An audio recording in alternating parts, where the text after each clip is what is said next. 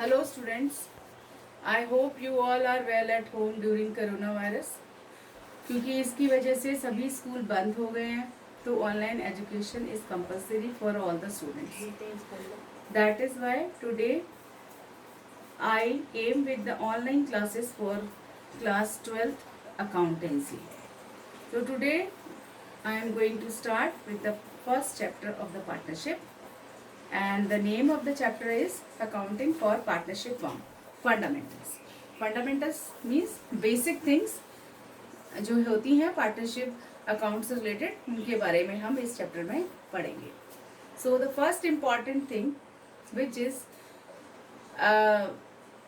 required to perform the questions, that is provision affecting accounting treatment in the absence of partnership deed.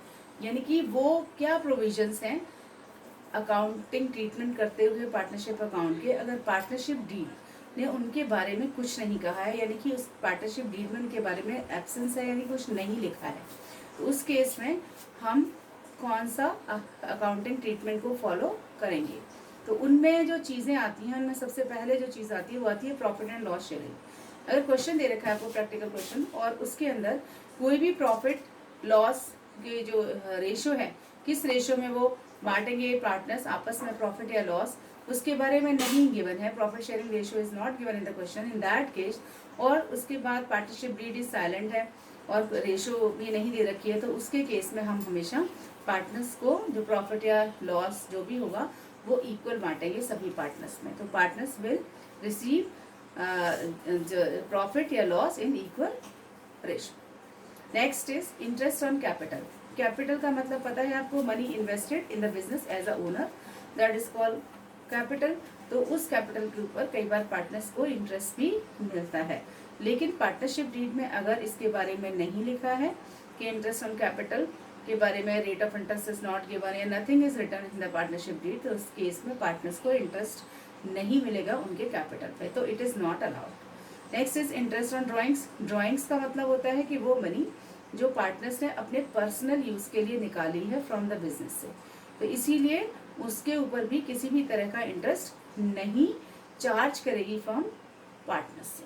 तो interest on drawings is also not charge from the partners. Interest on loan and advances.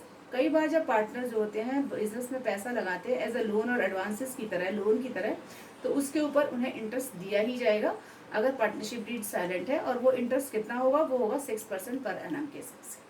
तो इतना compulsory है. This is given according to the Indian partnership act 1932.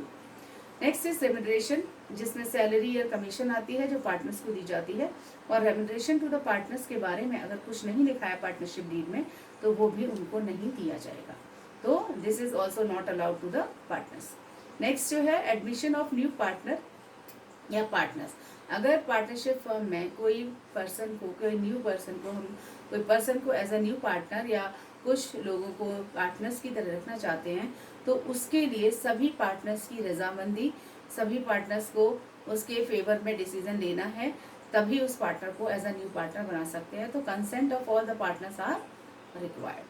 So these all 6 things you always keep in mind while performing the practical questions, and which is very important, and you always have to be consider whether the partnership deed is silent or not in these 6 items of the partnership firm. Understand? I hope you all will understand. If you have any queries you can write in the comment box. और अगर आपको ये video अच्छी लगी है तो आप इसको प्लीज़ शेयर करिए, लाइक करिए, सब्सक्राइब करिए, और अगर कोई भी प्रॉब्लम है तो आप कमेंट बॉक्स में मुझे लिख सकते हैं और फिर मैं आपका उसका आंसर दे दूँगी. Thank you. आज के लिए इतना ही. बाकी का नेक्स्ट थिंग हम नेक्स्ट वीडियो में देखेंगे. Bye bye.